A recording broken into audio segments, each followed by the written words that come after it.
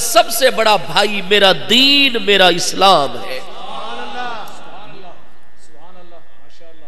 حضرت سیدنا حضور داتا گنج بخش علی حجویری رضی اللہ تعالیٰ عنہ جو سیدنا امام علی مقام امام حسین رضی اللہ عنہ کی شہادت کے 300 سال بعد جلوہ گری کر رہے ہیں، اور آپ کا وصال سیدنا امام علی مقام رضی اللہ عنہ کی شہادت کے کوئی 100 سال 400 سال بعد ہے۔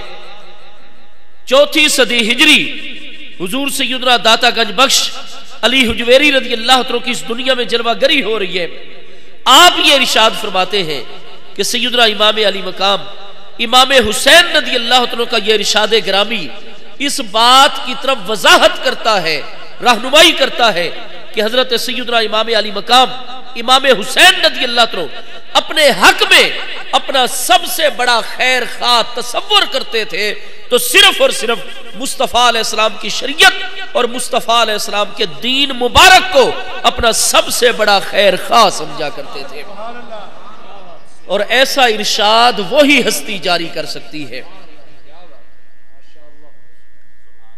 کہ جس کے رگو پے کے اندر اس کا دین اور اس کا نظریہ مکمل طور پر رسوخ حاصل کر چکا ہو۔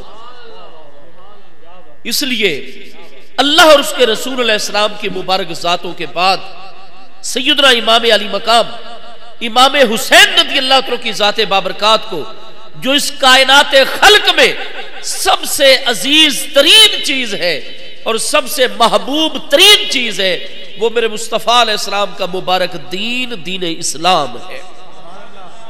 اس لیے مجھے تو بڑی ہی ایمانی خوشی اور ایک خوشگوار حیرت ہوئی ہے کہ الحمدللہ تعالی سرزمین راولپنڈی پر ہماری تنظیم کے احباب محمدیہ غوثیہ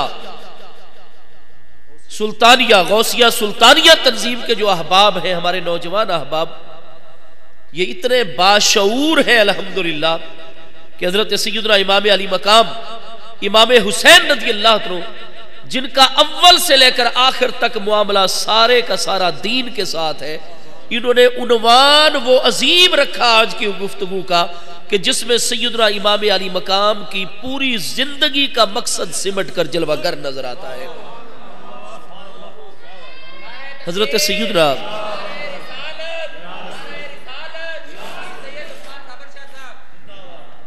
میرے آقا نبی پاک صاحب الاولاق صلی اللہ تعالی علیہ وآلہ وبارک وسلم کی ذات بابرکات کو اللہ پاک نے بے شمار امتیازی شانوں سے نوازا ہے، بے شمار آپ کو خصوصیات عطا فرمائی ہے۔ کئی خصوصیات تو اہل علم و نظر کی نگاہ میں آ گئی، ہر ایک نے اپنے اپنے علم اور مشاہدے کے مطابق ان کا اظہار کتابوں میں اپنی گفتگو میں کر دیا، اور بہت سارے میرے مصطفیٰ کریم علیہ السلام کے مقامات اور معاملات ایسے ہیں کہ جن پر بڑے بڑوں کو آگاہی نہ مل سکی۔ تو میرے آقا نبی پاک صاحب الاولاق صلی اللہ تعالی علیہ وآلہ وبارک وسلم کی ذات بابرکات کو اللہ پاک نے جو بہت ساری خصوصیات سے نوازا، ان میں ایک خصوصیت یہ بھی عطا فرمائی کہ میرے محبوب کریم علیہ السلام کی ذات بابرکات کو اللہ پاک نے خاتم النبیین بنا کر بھیجا۔ اگر میرے محبوب کریم علیہ السلام کے بعد کوئی دوسرے رسول علیہ السلام تشریف لاتے تو یقیناً وہ رسول علیہ السلام اللہ کی جانب سے اپنی شریعت لے کر آتے۔ اگر محبوب کریم علیہ السلام کی تشریف آوری کے بعد کوئی نئی شریعت آتی ہے اللہ پاک کی جانب سے، نئے رسول علیہ السلام آتے ہیں، تو پھر تو شریعت اس رسول علیہ السلام کی بعد میں آئی، وہ شریعت میرے محبوب علیہ السلام کی شریعت کو منسوخ کر دیتی، اور اللہ پاک کو یہ گوارا نہیں ہے کہ میرے محبوب کی شریعت اب کبھی منسوخ کی جا سکے۔ اب ابد تک میرے محبوب علیہ السلام کی شریعت مبارک ظاہری تعلیمات کا فیض جاری و ساری رہنا ہے۔ اگر میرے محبوب کریم علیہ السلام کے بعد کوئی نبی علیہ السلام تشریف لاتے تو یقیناً پھر اس نبی علیہ السلام کی امت میرے محبوب کریم علیہ السلام کی امت کے بعد آتی. ہر امت کو اپنے نبی علیہ السلام سے قلبی تعلق ہوتا ہے. ہر امت اپنے نبی علیہ السلام کا ذکر بلند کرتی ہے، اس کا چرچا کرتی ہے، اس نبی علیہ السلام کے کمالات، معجزات، ذکر و اذکار کرتی رہتی ہے. لہذا اگر میرے محبوب علیہ السلام کے بعد کوئی رسول اور نبی علیہ السلام تشریف لاتے، بعد میں ان کی امت آتی، وہ اپنے انبیاء کرام کا ذکر بلند کرتی، تو میرے محبوب علیہ السلام کا ذکر کم ہو جاتا. جبکہ قرآن میں تو اللہ پاک کا اعلان ہے وَرَفَعْنَا لَكَ ذِكْرَكَ. اللہ پاک کو یہ گوارا نہیں کہ میرے مصطفیٰ کریم علیہ السلام کی شریعت کو کسی اور پیارے رسول علیہ السلام کی شریعت آ کر منسوخ کر دے، یا میرے محبوب علیہ السلام کے ذکر مبارک سے کسی اور کا ذکر بلند ہو جائے. اس طرح کی کوئی اور بہت ساری حکمتیں ہیں جن کے پیش نظر اللہ پاک نے میرے محبوب علیہ السلام کی ذات بابرکات کو خاتم النبیین کی صفت اور مقام عطا فرمایا. لیکن ادھر آپ دیکھتے ہیں کہ اللہ پاک کی یہ بھی مبارک سنت ہے کہ محبوب کریم علیہ السلام سے پہلے رسولان اعظام انبیاء کرام علیہ السلام جو تشریف لائے، ان میں سے کئی رسولان اعظام اور انبیاء کرام علیہ السلام ایسے ہیں جن کے مبارک بیٹوں کو اللہ پاک نے نبوت اور رسالت عطا فرمائی. حضرت آدم علیہ السلام کے پیارے بیٹے سیدنا شیس علیہ السلام کو اللہ پاک نے نبوت عطا فرمائی. سیدنا ابراہیم علیہ السلام کے دو مبارک صاحبزادے ہیں، سیدنا اسماعیل علیہ السلام، سیدنا اسحاق علیہ السلام. دونوں ہستیوں کو اللہ پاک نے نبوت عطا فرمائی. حضرت زکریا علیہ السلام کے مبارک صاحبزادے سیدنا یحییٰ علیہ السلام کو نبوت عطا فرمائی. حضرت سیدنا داؤد علیہ السلام کے مبارک صاحبزادے سیدنا سلیمان علیہ السلام کو اللہ پاک نے نبوت عطا فرمائی. تو یہ اللہ کی سنت آ رہی ہے کہ کئی انبیاء کرام علیہ السلام کی اولادوں کو اللہ پاک نے نبوت سے سرفراز فرمایا. اس سنت کا تقاضا یہ بنتا ہے کہ اللہ پاک میرے محبوب کے بیٹوں کو بھی نبوت عطا فرماتا. اللہ پاک نے میرے محبوب علیہ السلام کو 4 مبارک صاحبزادیاں رضی اللہ تعالی عنہن اجمعین اور 3 مبارک صاحبزادے عطا فرمائے، اولاد نرینہ عطا فرمائی کہ قیامت تک کوئی غیر مسلم، کوئی ہندو ہو، سکھ ہو، عیسائی ہو، یہودی ہو، کوئی لا مذہب قسم کا انسان ہو، وہ کل کو میرے محبوب علیہ السلام کی ذات بابرکات کے کسی بھی حوالے سے اعتراض نہ کر سکے.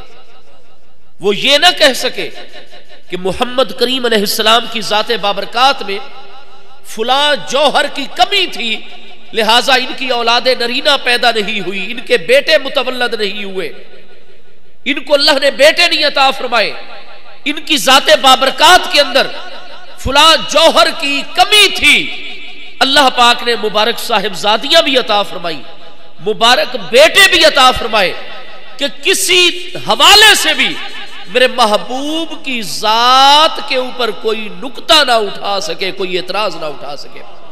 بیٹے عطا فرمائے، لیکن اگر وہ بیٹے لمبی عمر پاتے تو اللہ تبارک و تعالیٰ کی سنت جو جاری تھی، پہلے موجود تھی محبوب کی آمد سے پہلے، کہ کئی انبیاء کرام کے بیٹوں کو اللہ پاک نے نبوت عطا فرمائی، تو محبوب تو زیادہ حقدار ہے کہ آپ کی پیاری اولاد کو اللہ نبوت عطا فرمائے، کیونکہ جو افضل ترین اولاد اللہ پاک نے میرے محبوب کو عطا فرمائی ہے، ویسی اولاد اللہ پاک نے کسی اور نبی علیہ السلام کو عطا نہیں فرمائی ہے.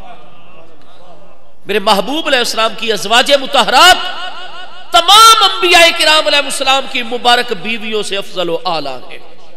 قرآن پاک 22واں پارہ سورہ احزاب آیت نمبر 31 میں ارشاد فرمایا، یا نساء النبی لستن کا احد من النساء. اے میرے محبوب علیہ السلام کی ازواج مطہرات، آپ ہستیوں کی نسبت میرے محبوب علیہ السلام کی بارگاہ اقدس کے ساتھ ہے. فرمایا تمام کے تمام زمانے کی خواتین ایک طرف ہو جائیں، لستن کا احد من النساء، میرے محبوب کریم علیہ السلام کی کسی زوجہ محترمہ جیسی نہیں ہو سکتی. میرے محبوب کریم علیہ السلام کی ذات بابرکات کو اللہ پاک نے جو مبارک صاحبزادیاں عطا فرمائی، وہ تمام انبیاء کرام علیہ السلام کی مبارک صاحبزادیوں سے افضل و اعلیٰ ہیں. میرے دوستو، میرے آقا کریم علیہ السلام کو اللہ پاک نے جو مبارک نواسے عطا فرمائے وہ تمام انبیاء کرام علیہ السلام کے مبارک نواسوں سے افضل و اعلیٰ ہیں۔ اس لیے ایک حدیث صحیح ہے جس کو متعدد محدثین کرام نے بیان فرمایا۔ میرے آقا کریم علیہ السلام کے ارشاد گرامی ہے، الحسن سبت من الاسباط، الحسین سبت من الاسباط، فرمایا میرا پیارا حسن، میرے پیارے حسین نواسوں میں سے ایک نواسا ہے۔ تو چونکہ مقام مدح کے اوپر ذکر اپنی شرائط کے ساتھ تخصیص کا فائدہ دیتا ہے، حدیث پاک کا معنی ہی یہ ہے کہ اللہ پاک نے کئی انبیاء کرام علیہ السلام کو ان کی مبارک بیٹیوں میں سے اولاد عطا فرمائی، نواسے نواسیاں عطا فرمائی، لیکن جیسے نواسے اللہ پاک نے مجھے عطا فرمائے ہیں کسی اور نبی علیہ السلام کو عطا نہیں فرمائے ہیں۔ تو میرے محبوب کریم علیہ السلام کی نسبت کی وجہ سے آپ کی ذات بابرکات کے ساتھ تعلق رکھنے والی چیزیں وہ اپنی ہم جنس تمام کی تمام چیزوں میں افضل و اعلیٰ ہیں۔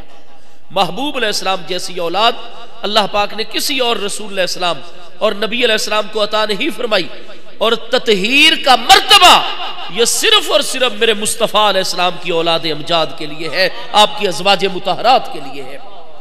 میرے دوستوں، میں یہی چیز واضح کرنا چاہتا ہوں کہ اللہ پاک کی سنت تو تھی کہ کئی انبیاء کرام علیہ السلام کے مبارک بیٹوں کو نبوت سے سرفراز فرمایا، لیکن یہاں آ کر معاملہ خصوصی ہو گیا کہ میرے محبوب علیہ السلام کو اللہ پاک نے شان ختم نبوت عطا فرمائی ہے۔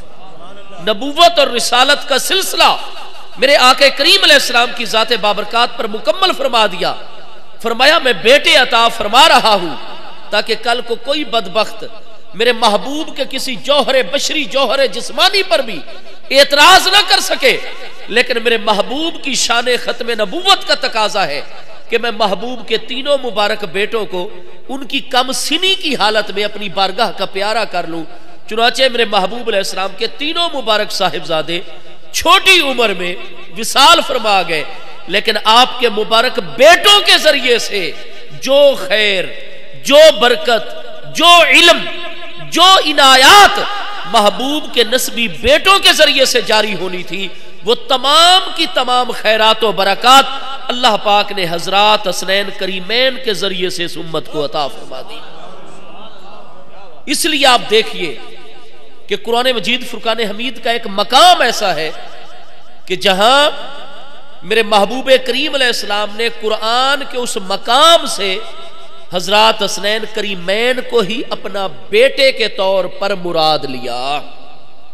قرآن مجید فرقان حمید میں آیت مباہلہ موجود ہے سورہ آل عمران کے اندر، اے میرے پیارے محبوب نبی علیہ السلام، نجران کے عیسائیوں کے اوپر حجت اور دلیل قائم ہو چکی، کوئی ان کا ایسا سوال نہیں رہ گیا جس کا جواب آپ نے بڑی محبت، شیرینی اور حسن کلام کے ساتھ عطا نہ کر دیا ہو، اور آپ نے بڑی بڑی عظیم دلیلیں اپنی نبوت اور رسالت کی ان پر واضح فرما دی ہیں، اور انہی کی کتابوں میں سے میرے محبوب علیہ السلام آپ نے سارا معاملہ کھول کر بیان فرما دیا، حالانکہ آپ امی لقب ہیں، امی مرتبت ہیں۔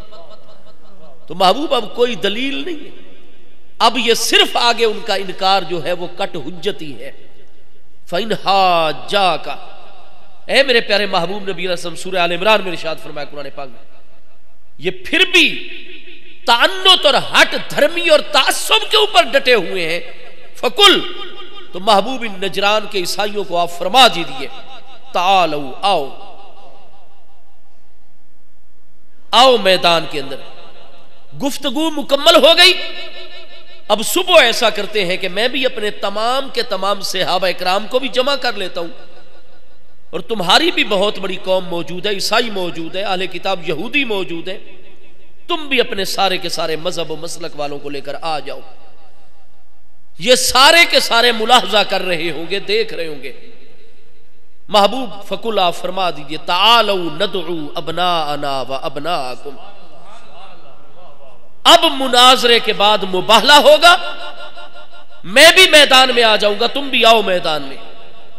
ندعو ابناءنا و ابناءکم، ہم بھی اپنے بیٹوں کو لے کر آئیں گے، تم بھی اپنے بیٹوں کو لے کر آؤ. نساءنا و نساءکم، ہم اپنی خواتین کو لے کر آئیں گے، تم اپنی خواتین کو لے کر آؤ. انفسنا و انفسکم، میں بھی خود آؤں گا اور تم بھی آؤ. ثم نبتہل، پھر ہم مباہلہ کریں. اور مباہلے کی تفصیل کیا ہوگی؟ وہ یہ ہوگی کہ فنجعل لعنت اللہ علی الکاذبین، کہ جھوٹوں کے اوپر ہم اللہ کی لعنت کریں. فرمایا پہلے تم میرے خلاف ہلاکت کی دعا کرنا، اور جو تمہاری خواتین بیٹے یہ عزیز ساتھ ہوں گے وہ آمین کہیں میرے خلاف. وقت مقرر طے کر لیا جائے گا، وہ وقت گزرنے تک میرے خلاف تمہاری ہلاکت کی کسی دعا کا اثر ظاہر نہیں ہوگا. اس کے بعد میں تمہاری ہلاکت کی دعا کروں گا، اور میرے بیٹے، میری خواتین اور میرے ساتھ والے آمین کہیں گے، اور پھر دیکھنا کہ تم ہلاک ہوتے ہو یا نہیں ہوتے ہو. میرے محبوب کریم صلی اللہ تعالی علیہ وآلہ وسلم کی سب سے بڑی صاحبزادی صاحبہ حضور سیدتنا زینب بنت محمد صلی اللہ تعالی علیہ وآلہ وبارک وسلم، یہ حضرت ام المومنین سیدتنا طاہرہ خدیجۃ الکبریٰ رضی اللہ تعالیٰ عنہ کے بڑے قریبی عزیز حضرت ابی العاص کے نکاح میں تھی. ان میں سے اللہ تعالیٰ نے ان کو ایک بیٹا عطا فرمایا، علی بن ابی العاص. جب محبوب علیہ السلام مکہ مکرمہ فتح ہونے کے لیے داخل ہو رہے تھے تو آپ کی اونٹنی پر کانا ردفن للنبی صلی اللہ تعالی علیہ وسلم علی بن زینبہ، تو حضرت صاحبزادی صاحبہ سیدہ زینب کے بیٹے علی بن ابی العاص محبوب کے نواسے، یہ محبوب کے پیچھے سواری پر ساتھ بیٹھے ہوئے تھے. علامہ علی القاری نے شرح فقہ الاکبر کے اندر اولاد مصطفیٰ علیہ السلام کے عنوان سے یہ ساری تفصیل بیان فرمائی ہے. لیکن جب فتح مکہ کے بعد محبوب علیہ السلام واپس آئے تو محبوب علیہ السلام کی سب سے بڑی پیاری صاحبزادی صاحبہ حضور سیدتنا زینب رضی اللہ تعالیٰ، ان کا وصال بھی سن 8 ہجری میں ہوا ہے، اور آپ کے صاحبزادے علی کا وصال بھی سن 8 ہجری کے اختتامی دنوں میں ہو گیا. نواسہ جان بھی وصال فرما گئے، حضور صاحبزادی صاحبہ کا بھی وصال ہو گیا. اور 2 مبارک صاحبزادیاں حضرت سیدتنا ام کلثوم رضی اللہ تعالیٰ عنہا، جس دن بدر میں اللہ پاک فتح عطا فرما رہا ہے اس دن حضرت سیدنا امیر المومنین عثمان ذو النورین رضی اللہ عنہ اپنی زوجہ محترمہ اور محبوب علیہ السلام کی دوسری صاحبزادی صاحبہ کو مدینہ طیبہ میں دفن فرما رہے ہیں. ان کا وصال ہو گیا. حضرت عثمان اس وجہ سے جنگ بدر میں شرکت نہیں فرما سکے تھے، لیکن محبوب نے فتح کے بعد باقی مجاہدین کی طرح حضرت عثمان کا مال غنیمت میں سے حصہ جاری فرمایا تھا. اور تیسری صاحبزادی صاحبہ حضور سیدتنا رقیہ رضی اللہ عنہا، ان کا وصال اقدس بھی اپنی بڑی بڑی ہمشیرہ محترمہ حضور سیدہ زینب سے پہلے ہو گیا تھا. لہذا محبوب علیہ السلام کی تینوں مبارک صاحبزادیاں وصال فرما چکی تھیں. ایک مقدس صاحبزادی حضور سیدتنا خاتون جنت رضی اللہ عنہا جلوہ گر تھی مدینہ شریف میں. میرے محبوب علیہ السلام صبح میدان مباہلہ میں وقت مقرر پر تشریف لائے. تمام اہل مدینہ کا اجتہام ہے. میرے محبوب علیہ السلام کے سارے غلام بھی جلوہ گر ہیں، اور اہل کتاب بھی موجود، جتنے اس وفد میں آئے ہوئے تھے سارے موجود. میرے محبوب علیہ السلام میدان مباہلہ میں اس شان سے تشریف لائے کہ آپ کے پیچھے حضور سیدہ رضی اللہ تعالیٰ عنہا کی ذات بابرکات ہے. حضور سیدنا مولا مرتضی شیر خدا کرم اللہ تعالی وجہ الکریم آ رہے ہیں. حضرات حسنین کریمین رضی اللہ تعالیٰ عنہما کی مبارک ذاتیں ہیں. لیکن جب ان لوگوں نے دیکھا تو ان کے جو بڑے اسقف اور بڑے پادری تھے انہوں نے کہا، عیسائیو، میں جن ہستیوں کو دیکھ رہا ہوں، اگر آج محمد علیہ السلام نے تمہارے خلاف دعائے ہلاکت کر دی، تباہی کی دعا کر دی، اور ان چاروں ہستیوں نے آمین کہہ دیا، تو میں دیکھ رہا ہوں ہلاکت اللہ کی طرف سے اسی وقت اتر آئے گی، اور قیامت تک کے لیے پوری روئے زمین سے آج سے عیسائیت سرے سے ہی ختم ہو جائے گی۔ صرف مدینہ شریف میں جو سامنے مباہلہ میں کھڑے ہیں یہ ہلاک نہیں ہوں گے، پوری روئے زمین کے عیسائی ہلاک ہو جائیں گے۔ اس لیے مباہلہ نہ کرو اور مذاکرات پر آ جاؤ کہ ہم جی سالانہ اتنا کچھ آپ کی خدمت میں بھیجا کریں گے نجران سے، آپ مہربانی فرمائیں ہمارے خلاف دعائے ہلاکت نہ کریں، مباہلہ نہ کریں۔ انہوں نے خود معذرت کر لی۔ اسلام کی حقانیت روز روشن سے بھی زیادہ واضح ہو گئی۔ لیکن میں یہ گزارش کرنا چاہتا ہوں کہ قرآن پاک میں حکم ہے ندعو ابناءنا و ابناکم، ہم اپنے بیٹوں کو لائیں گے، تم اپنے بیٹوں کو لاؤ۔ اور صبح میدان مباہلہ میں محبوب کریم علیہ السلام ابنا بیٹوں کی جگہ کن مبارک ہستیوں کو لائے تھے؟ حضرات حسنین کریمین کی مبارک ذاتوں کو لے کر آئے تھے۔ تو یا ابنا سے مراد محبوب کریم علیہ السلام کی عملی تفسیر جو واضح کر رہی ہے وہ حضرات حسنین کریمین کی مبارک ذاتیں ہیں۔ اسی لیے حضور سیدنا امام موسیٰ الکاظم رضی اللہ تعالیٰ عنہ کی ذات بابرکات سے جب خود عباسی حکمران ہارون الرشید نے سوال کیا تھا کہ آپ بیٹے ہیں حضرت سیدنا امام جعفر صادق رضی اللہ عنہ کے، اور وہ صاحبزادے حضرت سیدنا امام محمد الباقر رضی اللہ عنہ کے، اور وہ صاحبزادے حضرت سیدنا امام علی بن حسین امام زین العابدین رضی اللہ عنہ کے، اور وہ صاحبزادے حضرت سیدنا امام حسین رضی اللہ عنہ کے، اور وہ صاحبزادے حضرت سیدنا علی بن ابی طالب کے، اور وہ صاحبزادے جناب ابو طالب عبد مناف بن عبد المطلب کے۔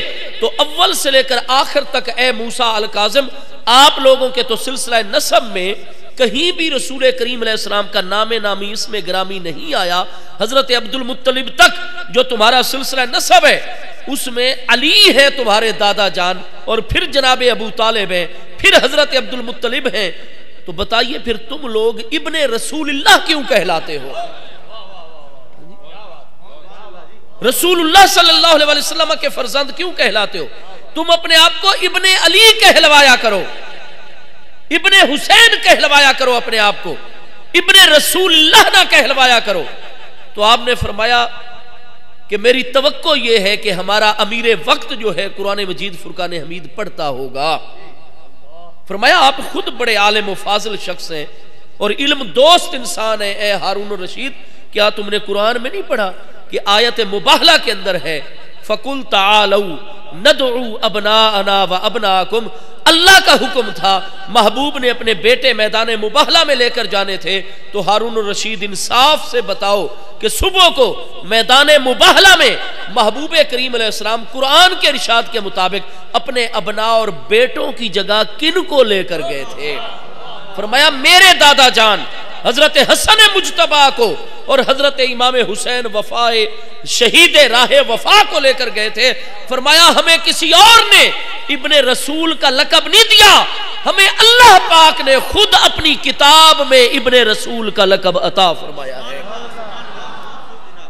میرے دوستو،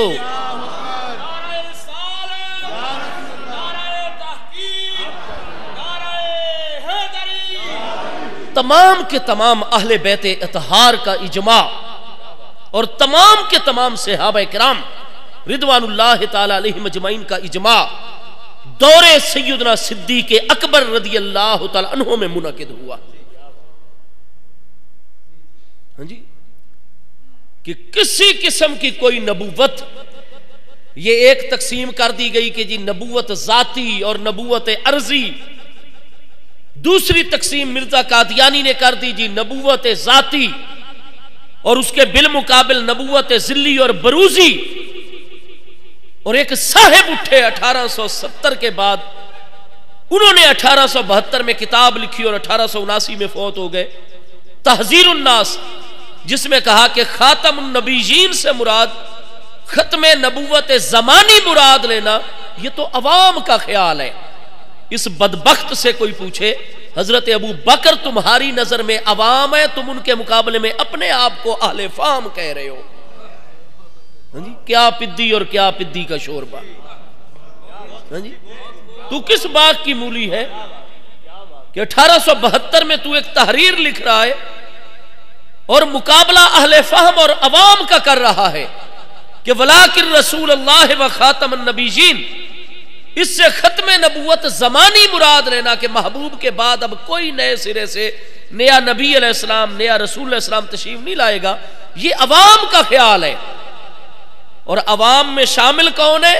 حضرت ابو بکر صدیق رضی اللہ عنہ، حضرت عمر رضی اللہ عنہ، حضرت عثمان ذو النورین رضی اللہ عنہ، حضرت باب مدینۃ العلم والحکمت سیدنا مولا مرتضی شیر خدا رضی اللہ تعالیٰ عنہ، حضرات طلحہ و زبیر ساداتنا رضی اللہ تعالیٰ عنہ، یہ سارے متفق ہو کر سن 12 ہجری میں ذی الحج کے مہینے میں یمامہ میں، میرے دوستو علماء کی اس دور میں بھی ضرورت ہوتی تھی، صرف 7 صحابہ کرام کو فتویٰ دینے کی اجازت تھی دور خلافت راشدہ میں، ہر صحابی بھی فتویٰ نہیں دیتا تھا۔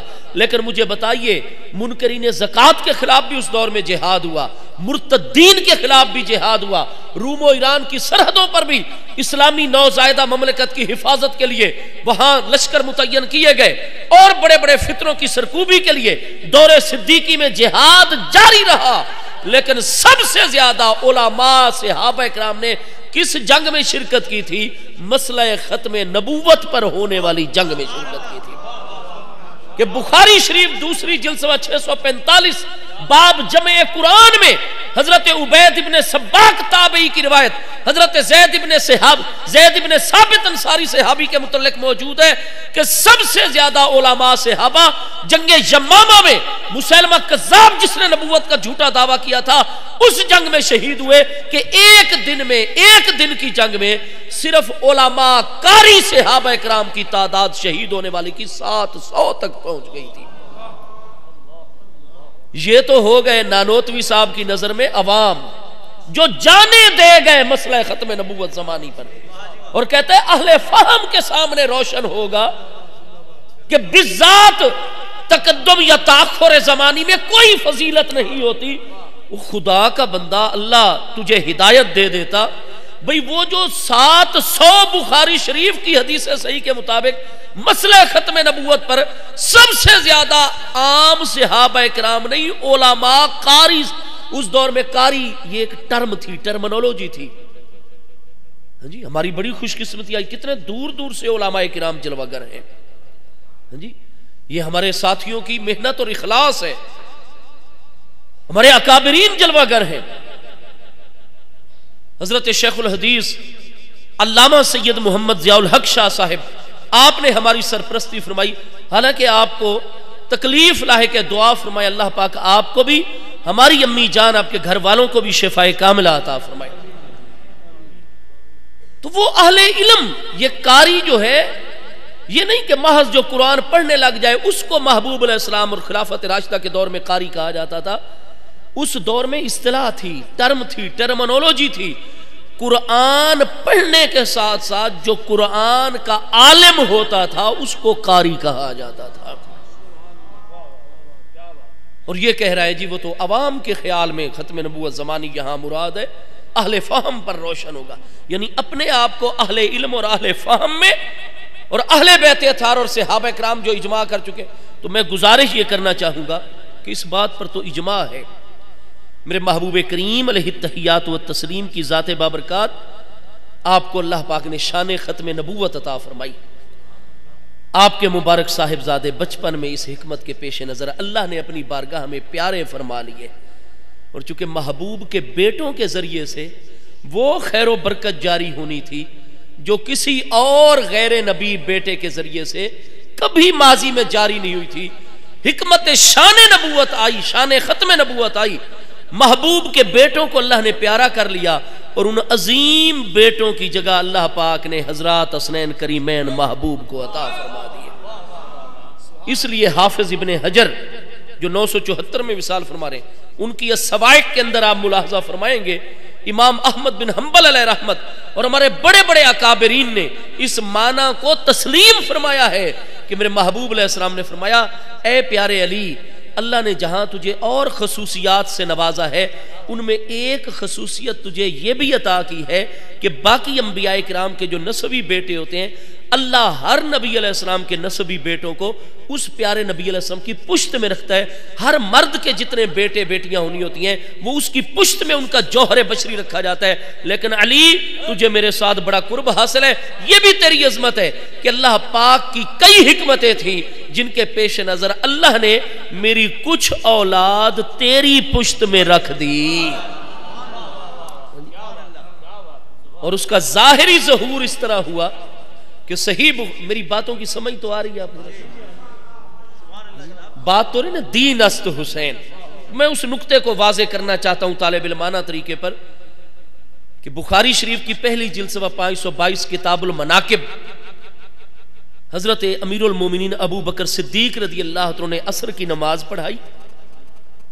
اکابر صحابہ اکرام آپ کے ساتھ, اور امیر المومنین کی جب بیعت ہوئی تھی بطور امیر المومنین آپ 60.5 سال کی عمر میں تھے اس وقت. 2.5 سال بعد 63 سال کی عمر میں سیدنا صدیق اکبر کا وصال ہوا. تو عمر مبارک اتنی عالم پیری ہے. لیکن جب عصر کی نماز پڑھا کر باہر ہوئے تو دیکھا کہ وہ پچھلی صفوں میں جہاں بچے جلوہ گر ہوتے تھے, چونکہ سیدنا امام حسن مجتبی رضی اللہ عنہ کی ولادت سن 3 ہجری کی ہے, وہ محبوب علیہ السلام کے وصال کے وقت زیادہ سے زیادہ 8 سال کے تھے. حضرت صدیق نے جیسے ہی انہیں دیکھا اٹھا کر اپنی گردن پر سوار فرما لیا اور ان کو لے کر سیدنا حسن کے گھر کی طرف چل پڑے اور ان سے کلام کرنا شروع کر دیا. بخاری شریف میں سید سند الفاظ ہیں, حضرت امیر المومنین ابو بکر صدیق فرما رہے بے ابی انت یا حسنو, اے حسن تجھ پر میرا باپ قربان ہو جائے. آج تو کچھ ہمارے احباب یہ سمجھتے ہیں کہ شاید حضرات صحابہ کرام اور اہل بیت اطہار میں کوئی تفریق تھی, کوئی جدائی تھی. سب سے پہلے امتی محبوب علیہ السلام کے عالم دنیا میں کون ہے؟ عاقل بالغ آزاد مردوں میں سب سے پہلے جس ہستی نے محبوب کی عملی غلامی کا شرف حاصل کیا حضرت سیدنا ابو بکر صدیق رضی اللہ عنہ کی ذات بابرکات. محبوب علیہ السلام نے اپنے وصال اقدس کے دنوں میں کس ہستی کو اس امت کا, تمام اہل بیت اطہار اور تمام صحابہ کرام کا امام کس نے مقرر کیا؟ مرو ابا بکر فلیصلی بالناس, حضرت ابو بکر صدیق کو. کس ہستی کے متعلق سیدنا مولا مرتضی شیر خدا کرم اللہ تعالی وجہ الکریم نے ارشاد فرمایا کہ لقد ردینا لدنیانا الا مر رضی علیہ رسول اللہ صلی اللہ علیہ وسلم علیہ دیننا, کہ جس دین میں نماز نہیں وہ دین کیا ہے؟ اور فرمایا دین اسلام کا بڑا ستون نماز ہے عملی جسمانی عبادات کے اندر. اور فرمایا ہمارے دین کا معاملہ, نمازوں کا معاملہ ابو بکر کے سپرد مصطفیٰ علیہ السلام نے کیا ہے. تو فرمایا جس ہستی پر ہمارے دین کے بارے میں نبی علیہ السلام راضی ہیں, ہم ان کی بیعت کر کے دنیا کے معاملے میں اس پر راضی نہیں ہو سکتے. میرے دوستو,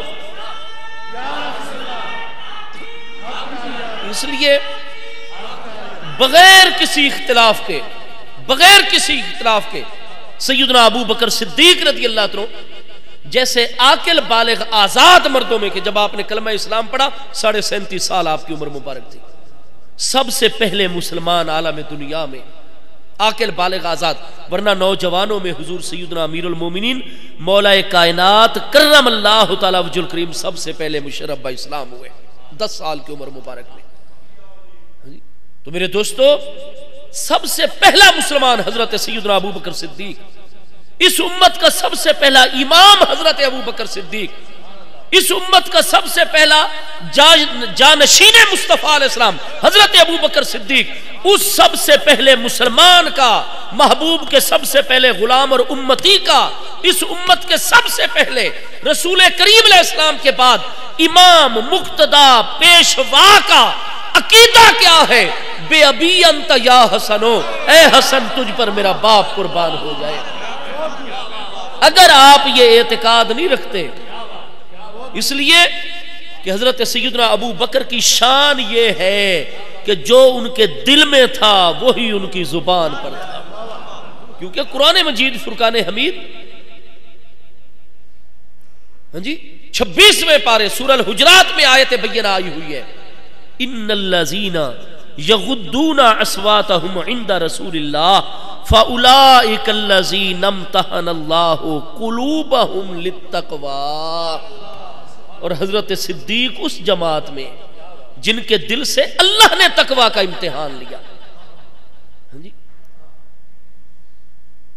کوئی کسی کا امتحان لے، کوئی کسی کا امتحان. صحابہ کرام اہل بیت اطہار وہ مبارک ہستی ہیں جن کے دلوں سے خود اللہ نے تقوی کا امتحان لیا ہے، اس لیے ان کے امتحان ادھر ہو گئے، وہ تقوی کے اعلیٰ درجے پر فائز. قرآن نے ارشاد فرما دیا، اس لیے حدیث بخاری ہے، میرے محبوب علیہ السلام نے فرمایا جب میری امت آئے گی سب سے پہلے حساب ہی میری نسبت غلامی کی وجہ سے میری امت کا لیا جائے گا، لیکن میری امت میں سب سے پہلے 70,000 افراد ایسے ہوں گے. اللہ پاک فرمائے گا اے کارکنانے یوم معاشر، یہ میرے محبوب کے وہ پیارے ہیں جن کا نامہ اعمال کھلے ہی نہ، ان سے کوئی حساب و کتاب نہیں، بلکہ ان کی شفاعت پر اتنے اتنے ہزار جنت میں داخل کرو.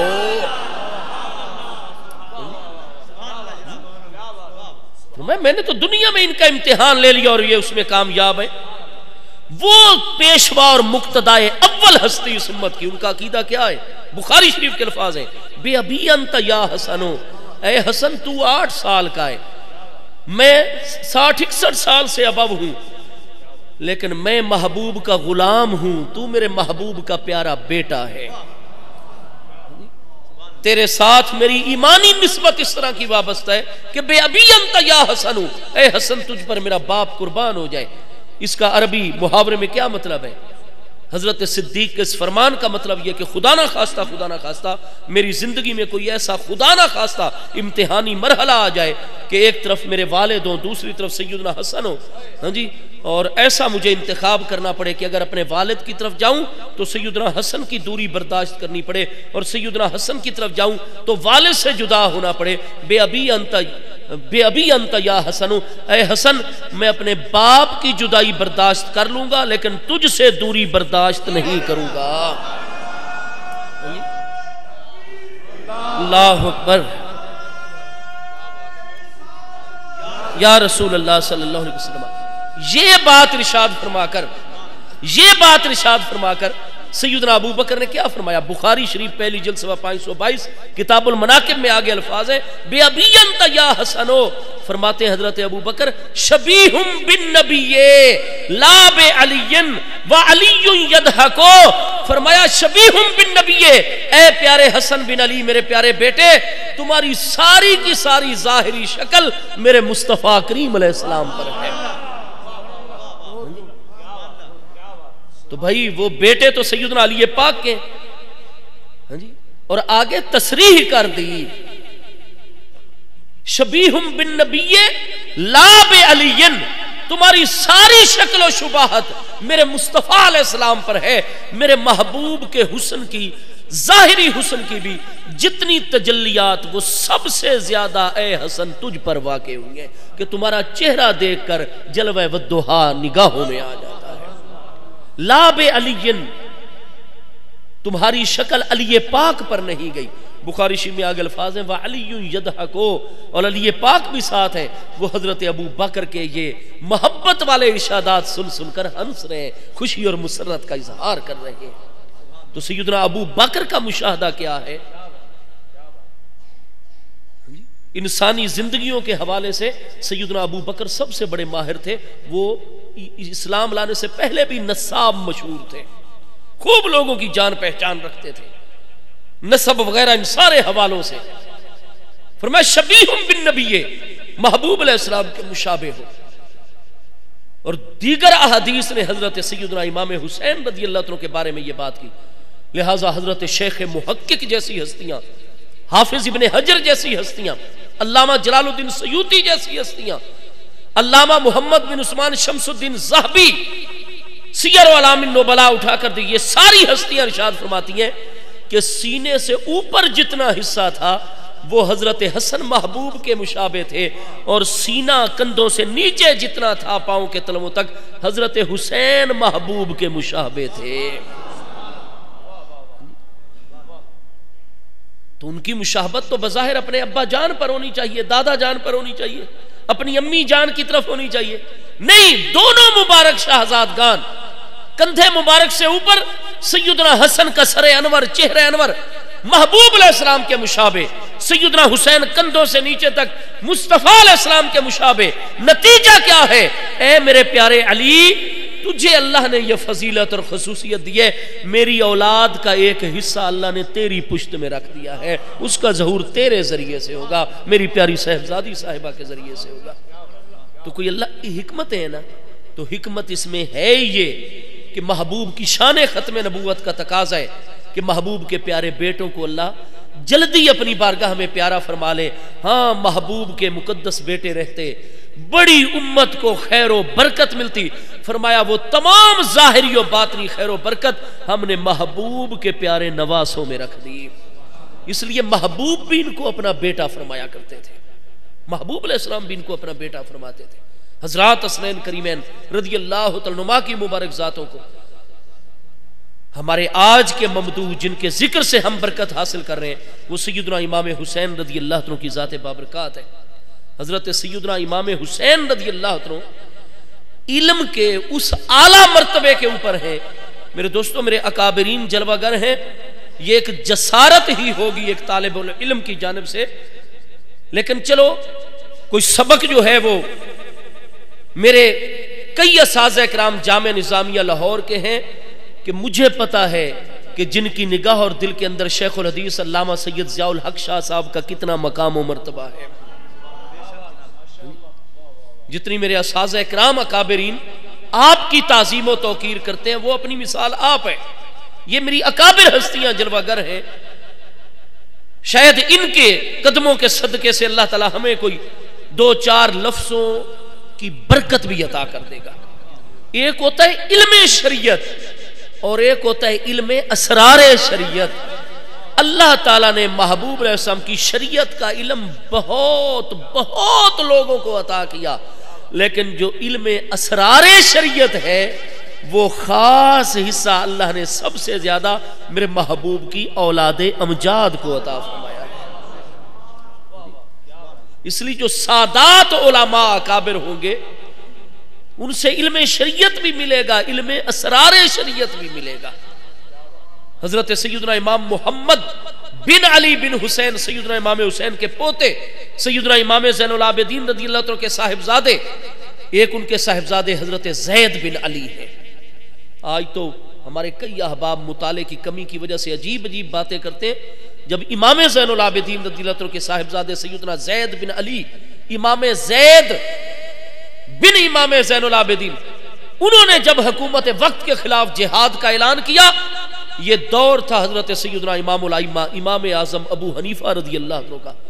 امام ابو حنیفہ رضی اللہ عنہ نے اپنے شاگرد افرادی قوت بے شمار مال و دولت حضرت امام زید ابن علی کو عطا فرمایا، اور آپ نے ایک فتویٰ جاری فرمایا کہ حکومت وقت کے خلاف جنہوں نے موروثیت اور بادشاہیت کو مسلمان امت کے رگو پے میں جو ہے وہ جاری کر دیا ہے، فرمایا آج اس غلط نظام کی مزاحمت کے لیے میرے محبوب علیہ السلام کے پیارے بیٹے حضرت زید بن علی میدان میں آئے ہیں۔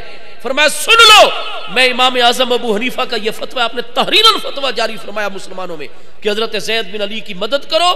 فرمایا اللہ تبارک و تعالی، میں ابو حنیفہ کہہ رہا ہوں کہ اللہ تبارک و تعالی زید بن علی کا ساتھ دینے والوں کو وہ اجر و ثواب عطا فرمائے گا جو اللہ پاک نے میدان بدر میں شامل ہونے والے صحابہ کرام کو عطا فرمایا تھا۔ یہ جمہور اہل اسلام کا تعلق ہے محبوب علیہ السلام کے مقدس گھرانے کے ساتھ۔ اور حضرت زید بن علی کے دوسرے بھائی ہیں حضرت محمد بن علی، جن کا لقب ہے الباقر۔ تو سیدنا زید کی شہادت کے بعد میرے محبوب علیہ السلام کے فیض و برکات اس ہستی سے جاری ہوئے، ان کو ان کے بچپن کے دور میں الباقر کہا جانے لگ گیا تھا۔ باقر کا معنی ہوتا ہے زمین کو پھاڑ کر اس کے مخفی پوشیدہ دفینوں اور خزانوں کو ظاہر کرنے والی ہستی۔ نام تو ان کا محمد ہے رضی اللہ عنہ، محمد بن علی بن حسین۔ الباقر کہا جاتا ہے کیوں؟ بڑے بڑے محدثین جب اپنی اسناد کے معاملے میں کہیں تردد کا شکار ہو جاتے اور امام محمد جلوہ گر ہوتے یا بڑے بڑے فقہا کسی فقہی جزی پر رک جاتے، حضرت امام محمد الباقر اوائل عمری میں وہ ساری علمی مشکلات حل کر دیا کرتے تھے۔ جن کے پوتوں کا عالم یہ ہو علم شریعت اور علم اسرار شریعت میں، اس سیدنا امام حسین دادا جان کی علمی عظمتوں کا عالم کیا ہوگا۔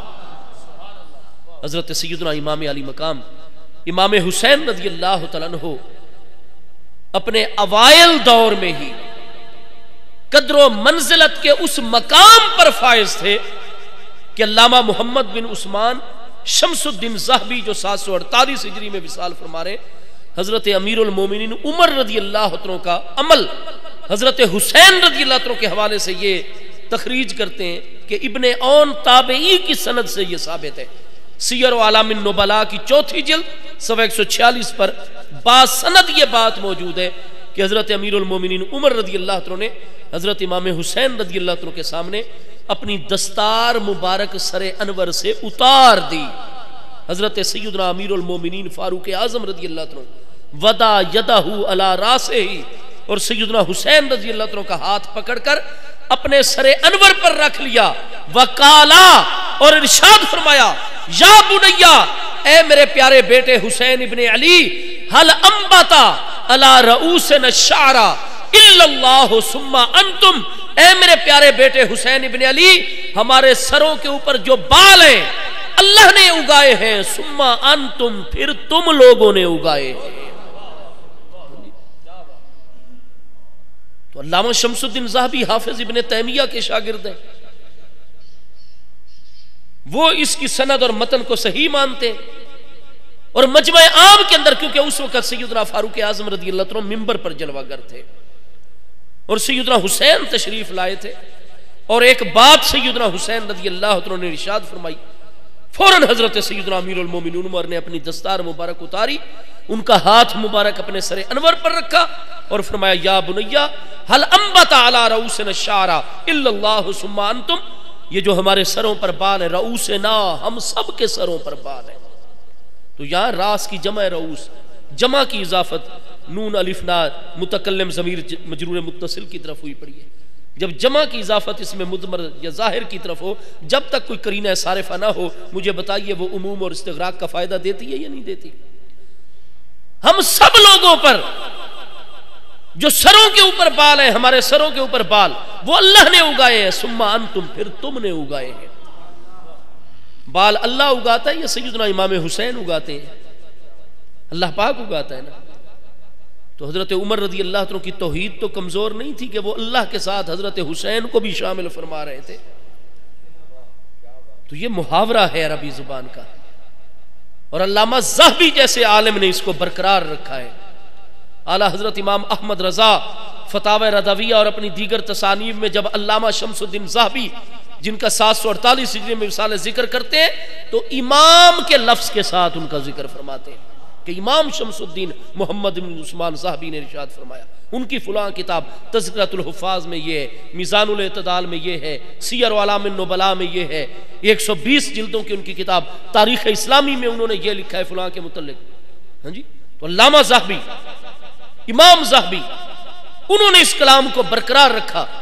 یہ عربی کا محاورہ، اس کا معنی یہ ہے کہ جب کوئی شخص لوگوں کے سامنے کسی کے متعلق کہہ دے کہ میرے سر پر جتنے بال ہیں یہ اللہ نے اگائے ہیں اور پھر اس نے اگائے ہیں، اس کا مطلب یہ ہوتا ہے، کیونکہ بال جو ہوتے ہیں نا یہ حسن کی، جمال ظاہری کی، انسان کی عزت عظمت کی دلیل ہوا کرتے ہیں۔ اس کا مطلب یہ ہوتا ہے کہ مجھ پر جتنی مہربانیاں ہیں اللہ پاک کی، لیکن اس بندے کی برکت کی وجہ سے مجھ پر اللہ کی مہربانیاں ہیں۔ فرمایا، یا بنیا حل انبت علی رؤوسنا الشعر الا اللہ ثم انتم۔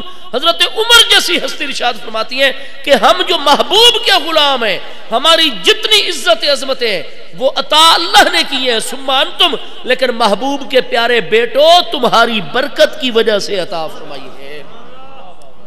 حضرت ابو بکر کا عقیدہ بھی ملاحظہ فرمایا، اب حضرت عمر کا عقیدہ بھی ملاحظہ فرما لے کہ امیر المومنین سیدنا فاروق اعظم حضرت امام علی مقام امام حسین رضی اللہ عنہ جب اوائل عمری میں تھے، کیونکہ آپ کی ولادت 5 شعبان سن 4 ہجری کے اندر ہے، یہ ہمارے اسماء الرجال کے ائمہ نے یہی تاریخ لکھی ہے۔ کہ مدد خمس لیال من شعبان، کہ وہ 5ویں رات گزر رہی تھی جب سیدنا امام علی مقام امام حسین رضی اللہ عنہ کی مدینہ طیبہ میں سن 4 ہجری میں ولادت باسعادت ہوئی. تو 5 شعبان المعظم سن 4 ہجری میں آپ کی ولادت ہے، اور جمادی ثانی سن 13 ہجری میں امیر المومنین سیدنا صدیق کے وصال کے بعد حضرت عمر امیر المومنین منتخب ہوئے، آپ کی بیعت مکمل ہوئی ہے. تو اس لیے سن 13 ہجری میں حضرت سیدنا امام حسین رضی اللہ عنہ 9 سال کچھ مہینے میں اور 10 سال سیدنا فاروق اعظم کی خلافت ہے. یکم محرم سن 23 ہجری میں سیدنا امیر المومنین عمر کی شہادت ہے رضی اللہ تعالیٰ عنہ. تو حضرت عمر کی عمر مبارک چونکہ 63 برس ہے، آقا کریم علیہ السلام کی عمر مبارک دنیاوی کی طرح، تو آپ 53 سال سے لے کر 63 سال کی عمر مبارک میں، اور سیدنا حسین کچھ 9.5 سے لے کر 19.5 سال کی عمر تک کا یہ دورانیہ حضرت امام حسین کی عمر کا چل رہا ہے. وہ 10 سے لے کر 19 سال کی عمر کے درمیان میں اتنی خیر و برکت والی ہستی ہیں کہ امیر المومنین عمر، جن کو محبوب علیہ السلام نے فاروق کا لقب حضرت جبریل علیہ السلام کے عرض کرنے پر عطا فرمایا تھا.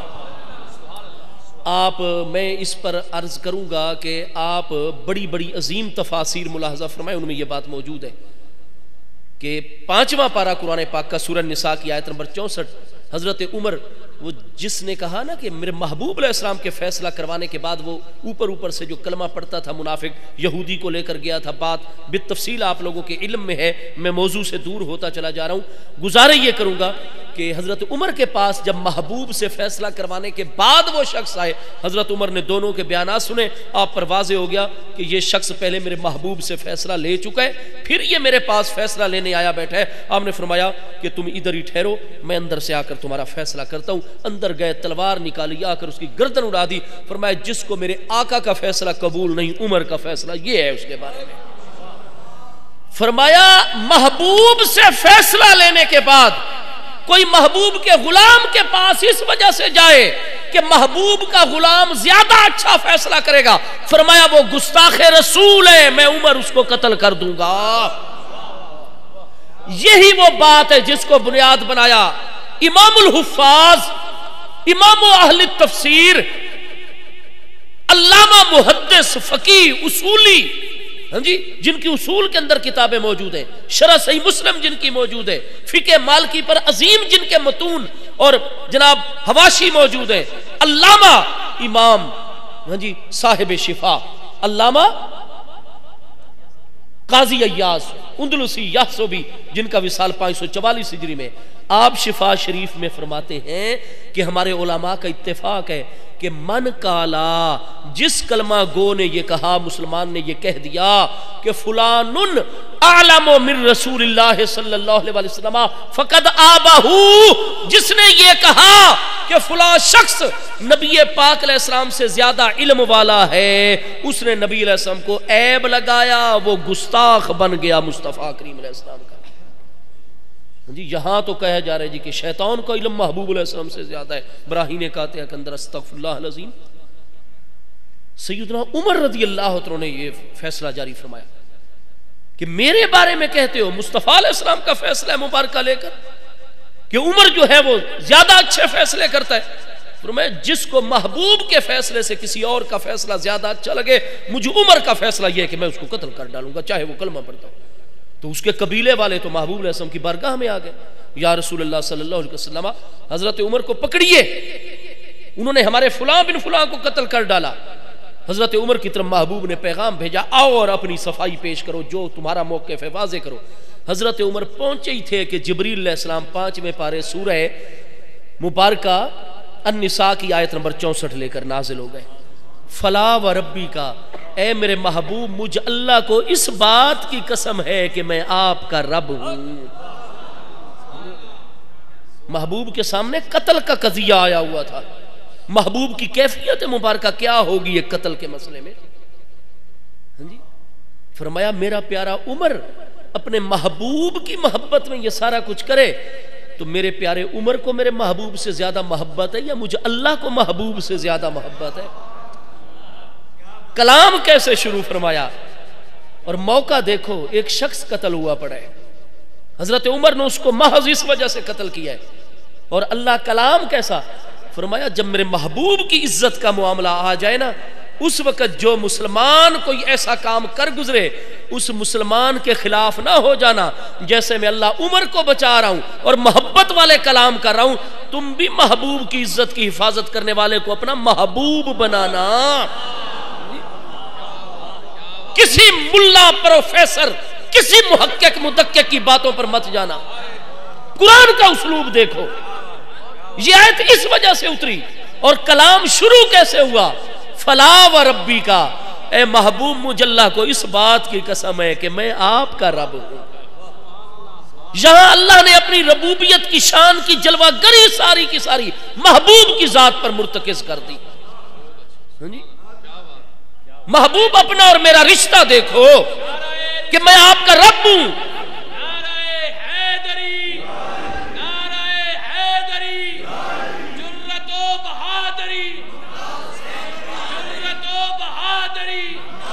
زندہ باد زندہ باد۔ میرے دوستو، فلا و ربی کا، محبوب مجھ اللہ کو اس بات کی قسم ہے میں آپ کا رب ہوں۔ اللہ نے قسم اٹھائی اور اتنی محبت والی اور بڑی قسم اٹھا کر، اپنی ربوبیت کی قسم اٹھا کر محبوب کے حوالے سے فرمایا لا یؤمنون حتی یحکموک فیما شجر بینہم۔ محبوب مجھ اللہ کو قسم ہے یہ اس وقت تک میرے بندے مومن ہو ہی نہیں سکتے۔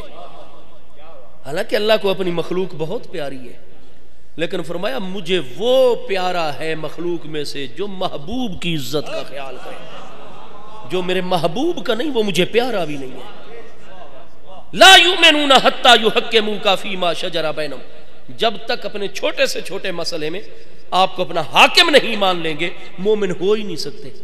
چلو ٹھیک ہے حاکم مان لیا، مجبور ہو گئے حاکم، ٹھیک ہے آپ کے فیصلے کو مان لیا، میں نہیں، صرف ماننا نہیں، ثم لا یجدوا فی انفسہم حرجا مما قضیتا۔